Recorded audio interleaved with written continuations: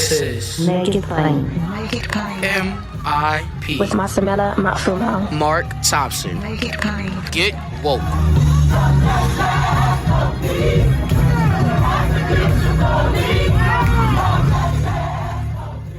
Folks, as you know, we had an historic event on August 28th at the Lincoln Memorial, the 58th anniversary of the March on Washington, and we marked it with a Make Good Trouble rally in memory of John Lewis and all those who were there in 1963. We came together to make some good trouble. We're going to share with you some of the important messages from that day. First of all, today, this will be part one, Congressman Jamaal Bowman, Reverend Dr. William Barber, Reverend Dr. Liz Theoharis, both co-chairs of the Poor People's Campaign, Deborah Watts, representing the family of Emmett Till. We're going to hear that today. And then on Tuesday, September 7th, after the holiday, you'll hear the second part on Tuesday, September 7th, after we get the jobs report from Chad Stone on Monday, Labor Day.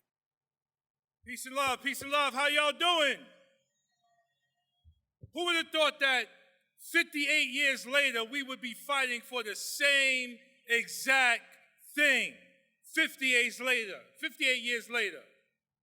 Because when you're in this country and you're fighting for justice and equality, particularly racial justice, the fight is literally every second of every day, of every week, of every year of our lives.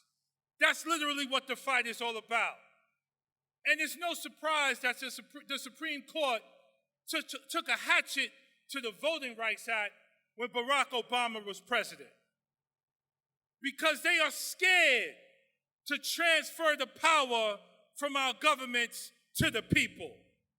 They are scared to transform our power from large corporations to the people. Now, I just got to Congress about 9 months ago. And what I realized from the very beginning, to echo what my brother just mentioned, number one, our vote matters. Because if our vote didn't matter, I would not be standing here with you today. If our vote didn't matter, I would not have beat a 31-year incumbent that was entrenched in a system of white supremacy and oppression. And since we won that election, the world is taking notice that transformative change is happening in the United States of America. But that line is very thin. And if we don't fight tooth and nail every second of every day of our lives, that power will be taken back. And that's exactly what is happening in states across the country. These states are undermining the right to vote. And they are taking away the power from the people. And it is being led by Republicans, but we have too many damn Democrats who aren't stepping up and letting their voices be heard. We have senators like Senator Sinema and Senator Joe Manchin that don't want to get rid of the filibuster. They want to keep a Jim Crow relic in place so that they can continue to be funded by the fossil fuel industry and other racist organizations that undermine the power of the American people. That is my new place of business, not too far from here. And like every American institution, I used to be in education for 20 years before coming to Congress. Unfortunately, Congress, like education, like every American institution, is rooted in European settler colonialism and white supremacy. And it is our job. This is a glorious day. This is a beautiful day. Thank you all for coming out. I'm so humbled to be standing here and speaking with you today. But today is not enough. And tomorrow is not enough. And a week, a month, a year of going hard is not enough. We have to build strong black coalitions across this country. We need to build strong indigenous coalitions across this country.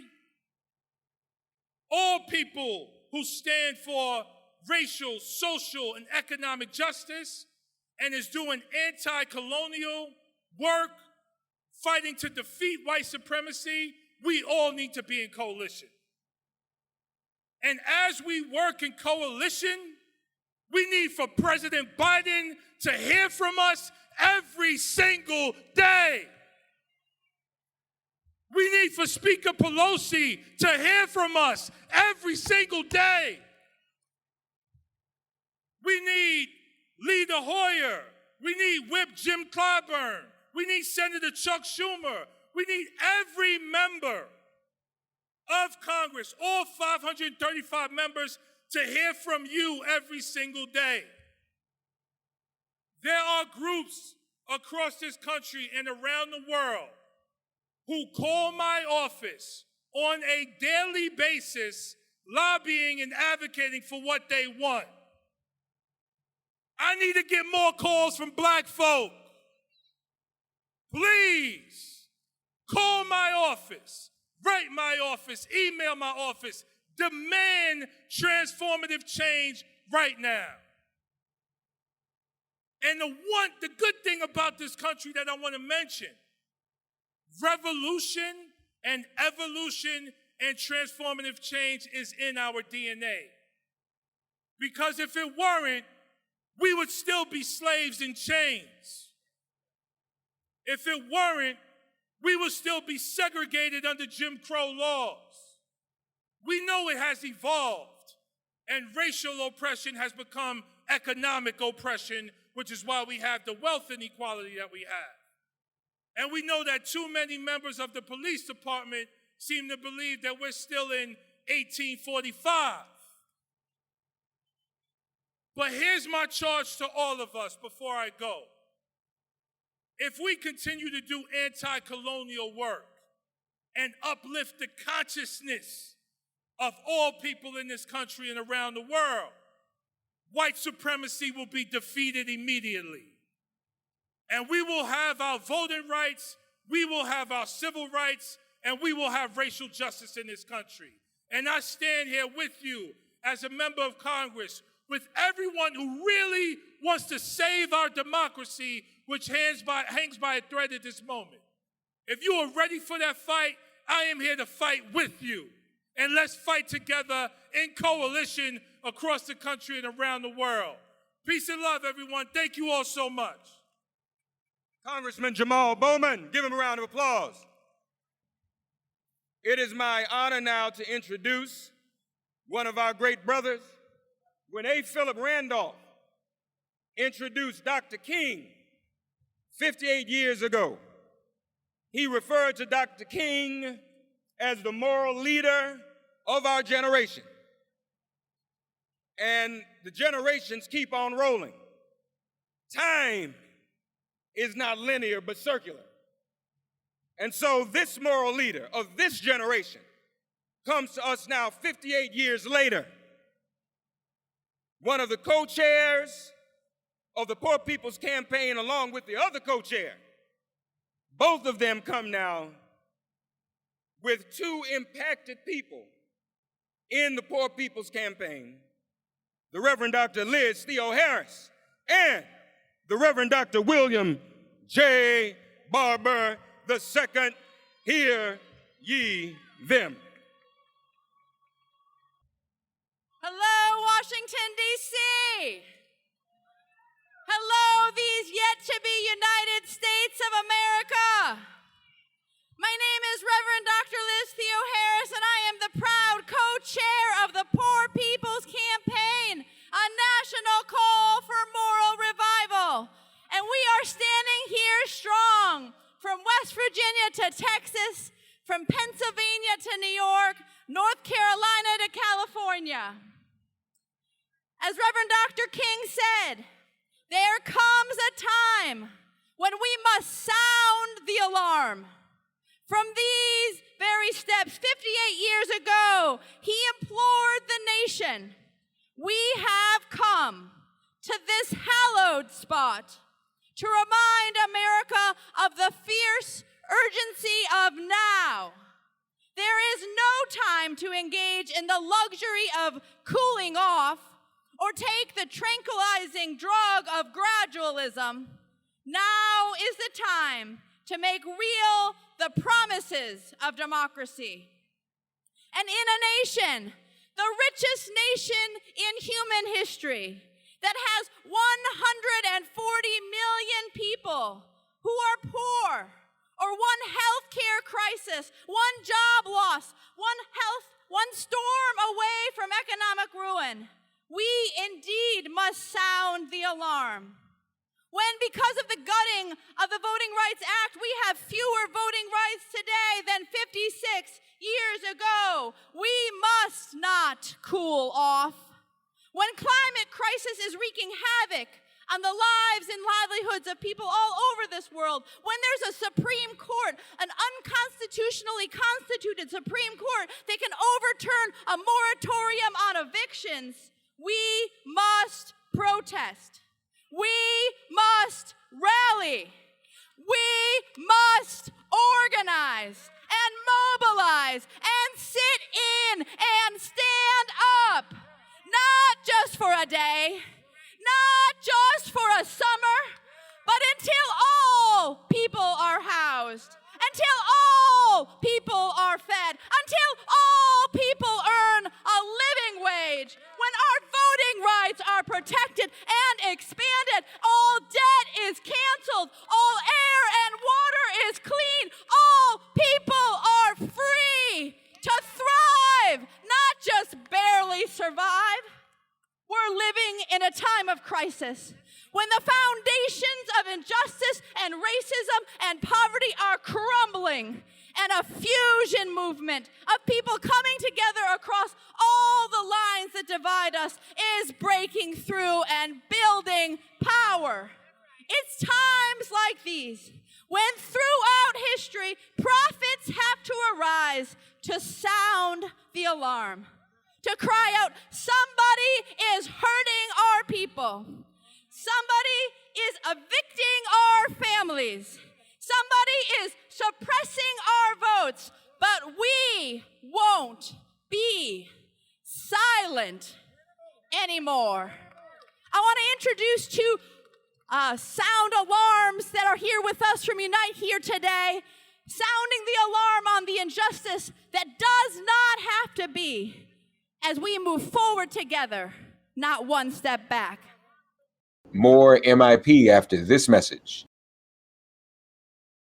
Hey there, I'm Nadia Komodo. Check out my show Tigress, which is basically my unfiltered and unapologetic journey of being a work in progress. Like, I hope that I am authentic and I try to be as unfiltered as I possibly can. I am so passionate about what I do, from talking about periods to wanting to build community around the cause to loving the business that I'm working on. Tune in each week on Apple Podcasts, Spotify, or wherever podcasts are streamed. My brothers and sisters, 58 years ago, a preacher from Georgia stood on these steps and declared, in the face of racism and economic justice, a nightmare that was lengthened by congressional and state filibustering. He said that day, I have a dream that one day down in Alabama, with his vicious racists, with his governors, lips dripping with the words of interposition and nullification, one day right there in Alabama, little black boys and black girls will be able to join hands with little white boys and white girls as sisters and brothers. He also said on behalf of the people that day, we can't be satisfied and we will not be satisfied. His dream was not an abstract dream, but a concrete hope rooted in a demand for jobs and living wages and voting rights. In fact, the march that day was the March for Jobs and Justice. He wanted his children and all children and another generation to come to know the best that was possible in this nation. Now, that was 58 years ago, but still today, we can't be satisfied. And we would do well to remember that the legal basis for the very personal source of Dr. King's agony as he stood here that day and first told America about the nightmare, all of that came from state legislatures passing bad laws from the bottom up. The constitutional and moral crisis we face today is the direct result of forces in state legislatures that have organized to push back against the progressive voice and power in this country. It is not just an attack on black people, it is an attack on justice and the progressive voice in this nation. And this attack is allowed because we don't have sufficient federal protections. We still have actors in state legislatures in 49 states, and too many of them are succeeding in suppressing the vote and blocking living wages and blocking police reform and blocking health care and blocking education. And so we are not gathered here just to commemorate.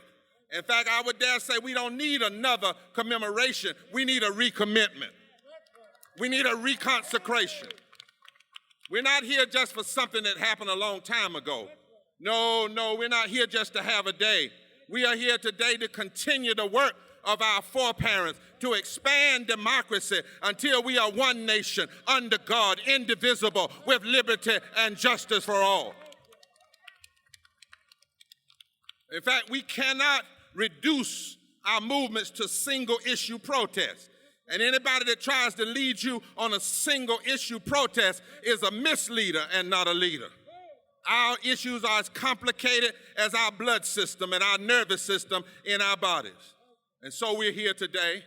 We've come together from many corners to lay out a vision, demand action to address the interlocking injustices and the interlocking evils of systemic racism, systemic poverty, ecological devastation, the war economy, and the false moral narrative of Christian nationalism.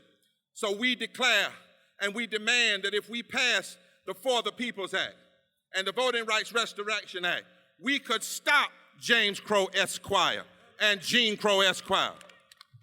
Laws that are designed to hurt black people and white people and brown people and native people and poor people and rural people and urban people and the working people and the disabled. We could institute elections that would be fair and full. We could make sure that everybody, every eligible voter can vote. If we pass the For the People's Act, all that they're doing in the states becomes illegal immediately. If we pass the Voting Rights Act restoration, then they have to go through pre-clearance. If we end the filibuster, we could do it all and do it all right now. If we instituted a $15 minimum wage, living wage, we could raise 32 million people out of poverty and low wealth immediately and pump $328 billion into the economy immediately. If we pass a full, inhumane economic budget and infrastructure plan, we can end poverty and low wages from the bottom up. If we had put the $6.4 trillion we have poured into endless wars since 9/11, if we had put it into green energy, we could have built a renewable energy across this country and infrastructure with mere trillions of dollars to spare. If we stop housing evictions, we can prevent millions from being thrown out in the street. If we restored the corporate tax rate to what it was before Trump, we could raise $130 billion and provide early child care and education for every child in this country. And we can do it. We can do it. We have to make this nation face its moral crisis. We have to make this nation ask the question, what does it profit America to hold on to a filibuster and get a limited infrastructure bill and lose the soul and the infrastructure of our democracy? What does it profit America to hold on to an infrastructure and not lift 140 million Americans out of poverty and low wealth? And so it's time. It's time for a full moral movement to shift the moral narrative and build power, especially among the 140 million poor and low wealth people that now make up 30% of the electorate. This is the time. And it's not about Democrat, and it's not about Republican, it's not about left, it's not about right, it's about right versus wrong. Now is the time. And if I could borrow from Martin Luther King, Anybody who tries to criticize these demands and say they are somehow anti-American and wrong, well, if our demands for full justice are wrong, then the Constitution is wrong. If our demands are wrong, then the Bible is wrong when it says in Isaiah 10, woe unto those who legislate evil and rob the poor of their rights. If our demands are wrong, somebody better check Jesus, because he said the nation would be judged. When I was hungry, did you feed me? When I was naked, did you clothe me? When I was in prison, did you see about me? When I was sick, did you heal me? But the truth is, Liz, our call for voting rights and living wages and police reform and health care and climate are not wrong, they are right. And they really are the only thing worth spending our lives for. If you're still alive in the midst of COVID, then you ought to use every breath you have to change this nation. We made a decision in Afghanistan 20 years ago wrong because too many didn't have the courage to say no. We can't make that mistake now when it comes to saying no to those that want to take our country back. And if we don't do this work, I fear for this nation. But we will do it. We have to do it because we refuse to give up on the possibility of America. These demands of justice are non-negotiable, and they cannot be watered down. There is no moderate position when it comes to justice. And that's why we come together. We work together. 58 years ago, black women weren't allowed on this stage. But 58 years later, they're leading this stage. 58 years ago, they didn't have Latinos on this stage, but today they are. 58 years ago, there were no white main speakers, but today they are. There were no brothers and sisters from Appalachia and Alabama. There were no LGBTQ folk on the stage openly. There were no Native and Asian, but today they are, because we must come together.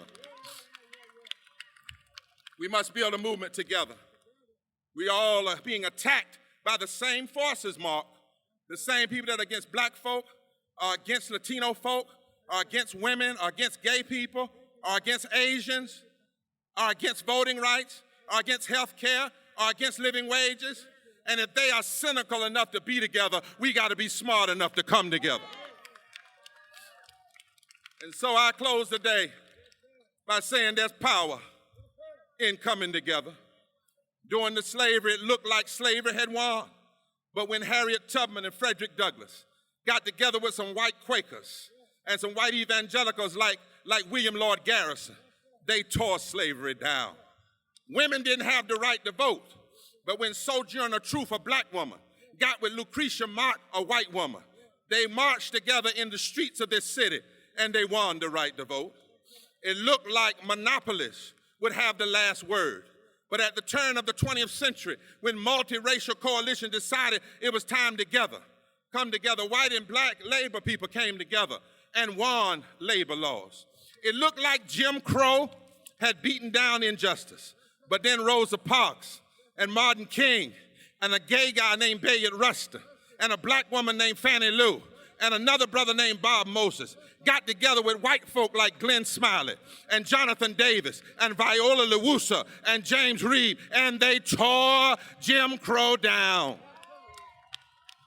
In the 19th century, when poor white farmers and formerly enslaved people got together, they built the first Reconstruction, a fusion movement, and won the 14th, 15th Amendments to the Constitution and the Civil Rights Act of 1875. And I must tell you, as I make my way to North Carolina, they told me I might never walk again. But when the prayer warriors got together, and the doctors got together, and my family got together, and my faith got together, and my swim coach got together, I can jump now. I can walk now. There's power when we come together. And so, y'all, let's come together. And if we come together, God will help us. The Spirit will help us. Tamika, the ancestors will help us. And the whole nation will thank us. And generations yet born will call our name. Let's come together. black and white and brown and native and Asian and young and old and gay and straight and Christian and Hindu and Muslim and Jewish and even persons who don't have a religious faith, but they believe in the moral arc of the university. Together until the poor are lifted. Together until the workers are paid. Together until the sick are healed. Lord, help me here. Together until voting is guaranteed. Together until unmerciful house evictions are stopped. Together until police killing is stopped. Together until land, air, and water is not poisoned. Together until war is not pushed and promoted and promulgated. Together until humanity is respected and children are protected and civil rights and labor rights and human rights are never neglected. Let us be together until these things are actualized. Let us never be satisfied. And if we come together, if we work nonviolently together to change this nation, we will change it. And there will be something said about our work when we all got together. What a day! What a day! What a day! What a day! What a day of justice it will be when we all get together. What a day! What a day! What a day!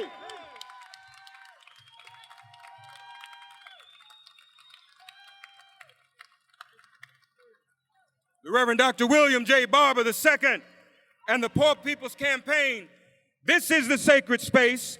Dr. King was headed back here in 1968 before he was taken from us. He was coming back here to build the Poor People's Campaign, to build Resurrection City. Give Reverend Barber another round of applause. Bishop Barber. More MIP after this message. I thought she had not made it in. We acknowledge the family of Emmett Till. The video people, you want to put Emmett's message back up. It's a sacred day. We know that Emmett Till was our first Trayvon Martin. Amen? And his death sparked a whole movement. Amen? August 28, 1945, Jackie and Rachel Robinson. August 28, 1955, Emmett Till. August 28, 2008, Barack Obama. This is a sacred day. The family of Emmett Till is represented today by our sister Deborah Watts. This is a sacred time, sacred day, sacred space, and a sacred ancestor, Emmett Till. Amen? Are we all in agreement on that? Please welcome from the Emmett Till Legacy Foundation. It makes me sad to even mention it, because he should be here.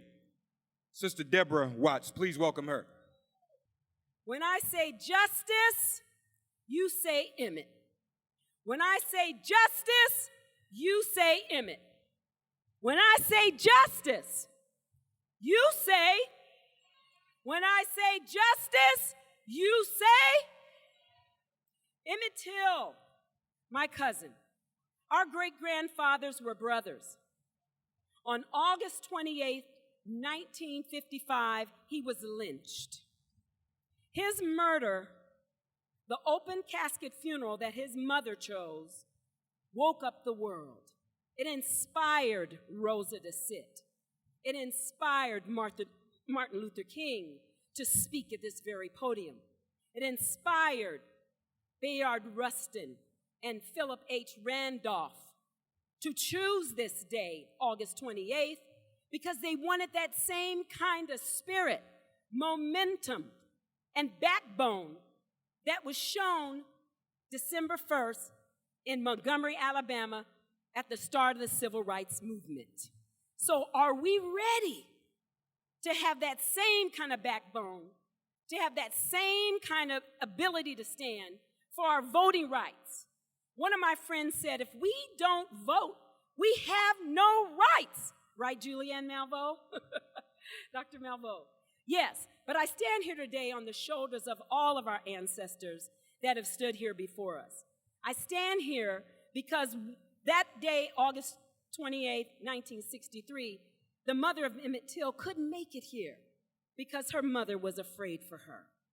But I'm not afraid, and I'm standing for her and all of those others.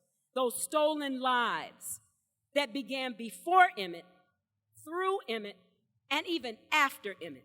So we have to stand here today. I'm standing here also to remind you that John Lewis implored us to restore the soul of our nation. We can't do that if we stand still. So I want to thank the organizers of this march, the organizers of all the other marches that are occurring today. Until Freedom, Gathering for Justice, and all the other organizations. Thank you very much for this opportunity. But I want to say this, that Emmett Till's case, you may not know this, it is still open after 66 years. We are holding and asking the country to join us in our Justice for Emmett Till campaign.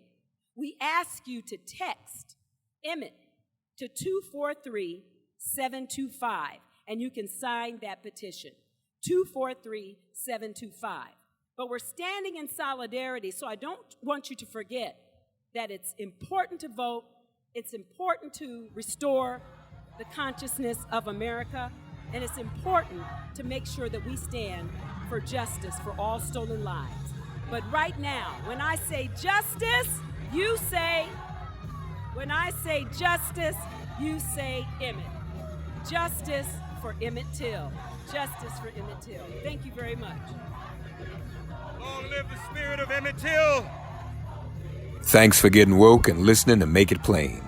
Please remember to listen, like, and wherever you get your podcasts, please give the show a 5-star rating. And please do spread the word. Let's all continue to pray for each other during this pandemic and this police-demic. If all hearts and minds are clear, it has been made plain.